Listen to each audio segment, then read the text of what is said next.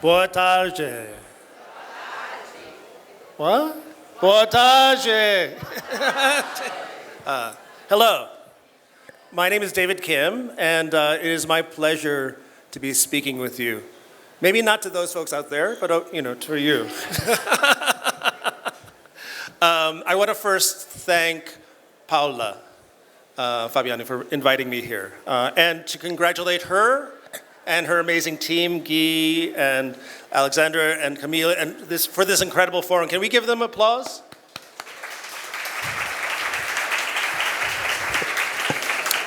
I recognize that you probably want to be having a siesta now. Instead, you have me. So, and I will describe myself for you. I am wearing a suit, plaid suit, blue jeans, and I am an Asian man, a very good-looking Asian man. Okay, all right. So listen, I'm here as an educator. I'm here as a philosopher. I'm here as someone who cares deeply about what is threatening the human condition. We are, as Paula said at the very beginning, experiencing not just polycrises, which we often will attribute to things like political crisis and the climate and so on.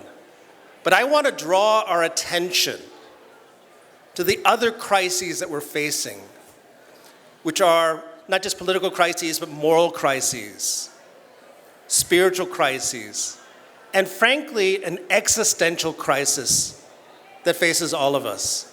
Now, this is not just for philanthropy, but it's for all of us. I come to you from the United States. We have some things going on in the United States, in case you were wondering. And we have some very dark things happening in the United States, which are forcing these questions about this existential crisis, meaning, who are we? And what ought we to do?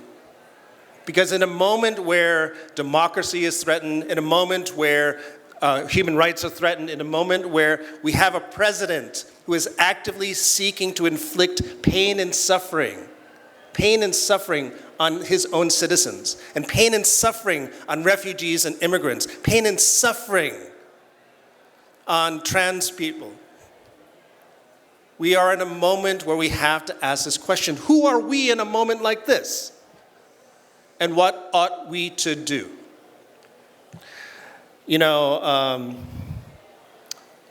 I so appreciated this definition that Patty had earlier today about disaster, where hazard comes to meet vulnerability. And what's happening in the United States, and I know you had a version of this with Bolsonaro here, but with Trump, we have a human-made hazard that is meeting vulnerability, that is intentionally inflicting hazardous conditions on the most vulnerable amongst us. Now, from the traditions I come from, the intentional infliction of unnecessary suffering is called evil. It's called evil. And I'm telling you this because, the conversations today have been very polite, right? And the discourse around philanthropy is very polite. But these are impolite times, and these are impolite conditions, and we need to speak with clear language. We need to speak with directness about what we are facing. So you all in philanthropy, we all in philanthropy, we'll use a big we, right? We all in philanthropy are called to do a specific kind of work. Let us remind ourselves about the root of philanthropy. What does it mean? It means the love for humanity, right? Philia anthropos, the love for humanity. It doesn't mean, by the way, the money for humanity, right? It doesn't mean the funding for humanity. It means the love for humanity. And so the question I have for you all, particularly as we think about hope in action, particularly as we think about what motivates us to do this work, what is the quality of your love for humanity? What is the quality of the love, your love for humanity? Is it defined by something like compassion? Is it grounded in something like generosity? Is it grounded in something like forgiveness? And is it grounded in something like mercy, where mercy means bending one's heart to suffering? Because in my view, the highest calling of philanthropy is when we bend our hearts towards suffering. Not when we have suffering come to us and ask for aid, but we go to suffering itself. Because in a moment of darkness, in a moment of evil, in a moment where we do not fully understand or appreciate what is going on, we have to bend our hearts towards suffering if we're going to meet our highest calling. So, I've been thinking a lot about one of the great Brazilians, Paulo Freire. And one of the things that Freire wrote towards the end of his life was he made this equation. He said, there is no liberation without hope. There's no liberation without hope.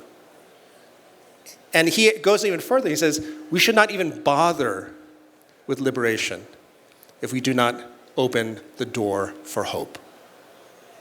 So what does he mean by liberation?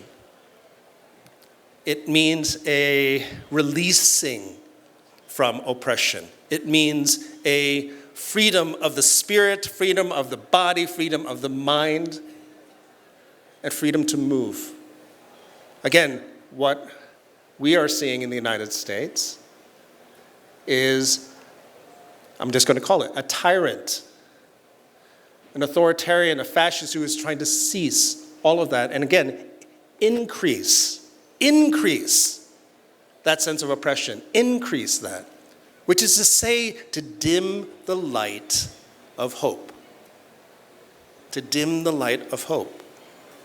And so what does philanthropy do in a moment like this? Remember, you have a love for humanity, and you're reconsidering what the quality of your love for humanity is. I think one of our responsibilities in a time like this is to understand that we have to cast a light on those who suffer. We have to cast a light on their experiences and bring it into focus. By which I mean, we make it clear to all with eyes to see and hearts to feel and ears to hear what is happening to our human condition. That is our call. That is our responsibility as philanthropists. That is our responsibility as social investment agents, right? I mean, why do you engage in philanthropy? You know, you could say, well, I do it it's my brand, right? I do it for good PR. But that's not about love, is it? That's not about love. You know, we, of course, want to be recognized for doing good works. But the question becomes, what is the quality of the drive and the motivation for you to do those good works? We have a responsibility to convert suffering into flourishing, right? I've learned so much listening to our conversations today, and especially my dear sister Patty talking about disaster, right? That disasters, catastrophes, crises are always with us, but we don't always respond to them with our fullest humanity. We don't always respond to them with our best selves. Put it another way, we don't always respond to them with excellence. You are a room, we are people with tremendous gifts and excellences. And what are we doing to apply those excellences to that suffering? Now, I have to say, I love the energy of Brazil, right? Your inventiveness, your liveliness, and your smiles, right? Your smiles. I was walking around the streets of Sao Paulo earlier this week, and I came across a street band, and they were playing music, and people were singing along some song I'd never heard before, and so I was just, right? And they had these big smiles on their faces. And I recognized that I haven't seen that quality of smile at home in the United States for a long time now, right? It is a reflection of the state of our spirits. It is a reflection of the state of our souls, right? Because I have to say that I do think that philanthropy is as much about soul work and spiritual work as it is about moving money from one place to another, right? How do we attend to the spirit of those who suffer? So I'm going to bring this back to this question of love. I think it was, is his name Aaron earlier today, Zeibold, who spoke about love. They used to have it on your flag, right? I was very impressed by this, that you had love on your flag, love for your neighbor. I mean, one of the questions we should ask when we think about hope and action and philanthropy is, what is the quality of that love for our neighbor? What do we owe our neighbor now? You know, tyranny and fascism is very cunning. It's very smart in the ways it makes us feel small, right? It makes us feel stingy. It makes us feel hard-hearted. And the paradox is, the thing that we need in a moment like this is to open our hearts, to be vulnerable. And it's not easy. I get it. It's not easy.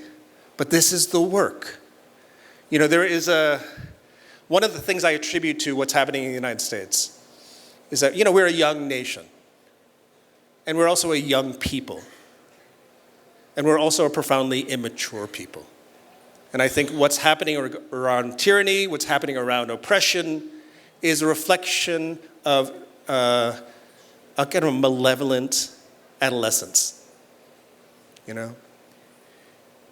And I have to say, the thing that philanthropy can do is to help us grow up. To help us grow up.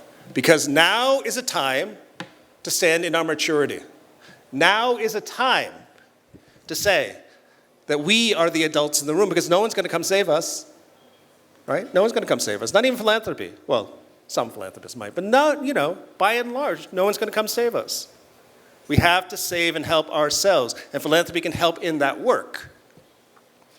But that's the better part of maturity, to understand that we're not going to go back to a different time, right? We're not going to go back to this nostalgic time, because I can't speak of Brazil's history, but the American history, it's not as if it were the case that we were a people and a nation that enjoyed full rights, full human rights, full voting rights.